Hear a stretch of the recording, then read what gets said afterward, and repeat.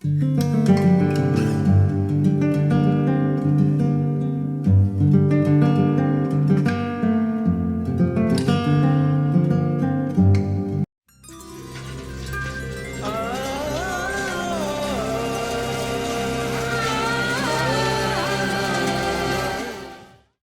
fourth part is called Tender Krishna. The Gita Govinda is a love poem, and when describing such a theme as love, we expect a closer look at the feelings of the characters. So the path to familiarity is what is expected. In this chapter, a new level of familiarity is introduced, that of intimacy. We are ushered into a private meeting between Krishna and the friend, as they speak of Radha's deepest emotions. Krishna is informed by the friend of Radha's private suffering, which no one else knows about. Radha hides her emotions, as does Krishna, who waits privately between reeds on the river bank. In a clump of reeds on the Yamuna riverbank, where Madhava waited helplessly, reeling under the burden of ardent love, Radhika's friend spoke to him. We are introduced to Radha's thinking, or Chinta. A person's mental activity is unceasing. It goes from one idea to the next. Radha's mental activity is what is making her doubt. She evokes you in deep meditation to reach your distant form. She laments, laughs, collapses, cries, trembles, utters her pain, lying dejected by your desertion, fearing love's arrows. She clings to you in fantasy, Madhava.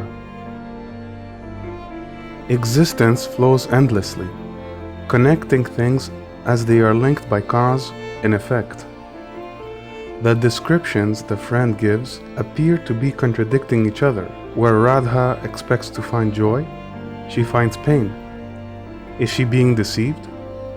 Or is she being punished? An exquisite garland lying on her breasts is a burden to the frail, wasted girl. Krishna, Radhika suffers in your desertion. Mental activity can be seen as a burden. But where does this burden come from? Who put it there? And how do we relieve ourselves of it?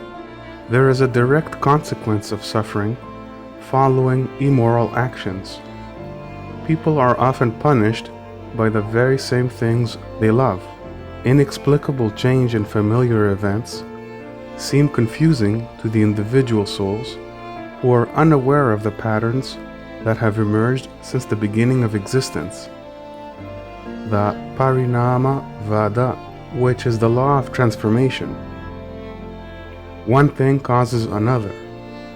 This affects how the universe was created and how it changes continuously. How we view these changing circumstances is seen through an impression on the soul called Vasana, which affects how we think and how we feel. If we feel bad, it is because our actions, or karma, are tainted with what is negative. The more negative actions we do, the more unhappy we feel, even when surrounded by things that should give us happiness. She slanders sandal balm and moonbeams. Wariness confuses her. She feels venom from nests of deadly snakes and sandal mountain winds. If the law of transformation through cause and effect comes from the beginning of existence, does that mean that Krishna is also negative if he is the cause of this process? Here we discover another mental activity, another Chinta. It is a secret mental activity. The friend appeals to Krishna in the story to show some sympathy. Here we are introduced to the great secret, that of Krishna's mind as he thinks of action. The Supreme Being is the cause of all transformations, and it is through love that this happens, not anger or spite. It is not through a desire to humiliate that the world was made. Rather, it is through compassion, or daya.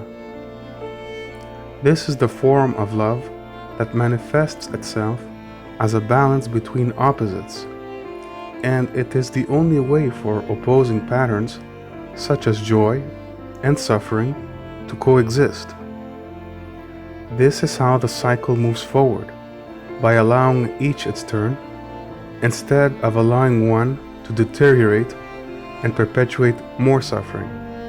If you feel sympathy, Krishna, play godly healer, or death may take her. Krishna must act with compassion again and bring about an end to suffering, so that Radha may heal. It is compassion that urges Krishna to see the suffering souls who feel alone in the world. It is compassion that makes Krishna want to take action to save us. It is compassion that makes Krishna intervene.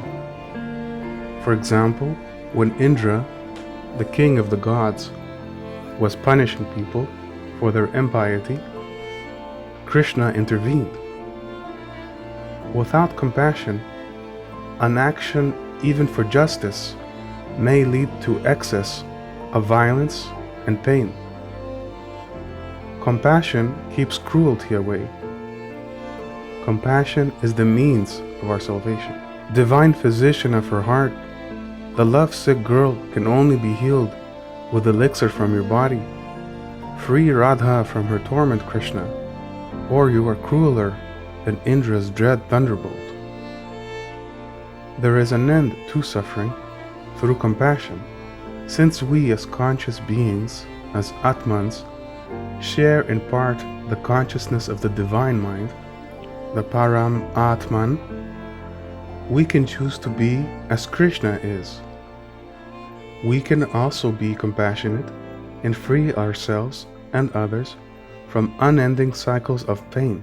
If your heart hopes to dance to the haunting song of Jayadeva, study what her friend said about Radha's suffering, Hari's desertion. The first step of compassion is to make ourselves ready to receive it. Our mental activity must be welcoming to the divine compassion. We must make our souls focus on love, on a positive state of mind, on improvement, on pious transformation. She covets a couch of love's arrows to practice her seductive art. She makes her flower bed a penance to win joy in your embrace. To delight in someone's suffering is evil, a negative state of mind, a source of misery on any souls that follow this path. Jayadeva mentions the pain so that we can think of what needs to replace it. Joy and happiness will triumph over pain. By singing Jayadeva's song, give pleasure to the worshipper at Krishna's feet. The suffering souls can meditate on compassion. They can have faith in it because compassion manifests itself in the growth of nature, surviving and flourishing despite loss and destruction. There is a preciousness and delicateness to all life in its early stages, so we can take from that gentle experience and maintain it through all our life. How will she live through this long desertion, watching flowers on tips of mango branches? We can meditate on compassion by observing it on the face of Krishna. A symbolic icon called Murti can help us visualize what compassion on a person looks like. We can imitate the divine so we can connect to the divine by having divine qualities in our mental activity. She secretly draws you with deer musk to resemble the god of love, riding a sea monster, aiming mango blossom arrows. She worships you. Compassion is the way all life can go on. It is an aspect of love that can be shared easily, with little effort, but with great consequences. That power of compassion is freely given to all of us, so that we can make life enjoyable and beautiful for ourselves and for everything and everyone around us. When exhaustion forces her to meditate on you, on the cool body of her solitary lover, she feels secretly revived. For a moment, the feeble girl breathes life. The harder a negative experience is, the more we should open ourselves to Krishna, the most compassionate being. Through his presence, we can restore the transformation of the world and find joy and freedom. Hari Hari, she chants passionately, as if destined to die through harsh neglect.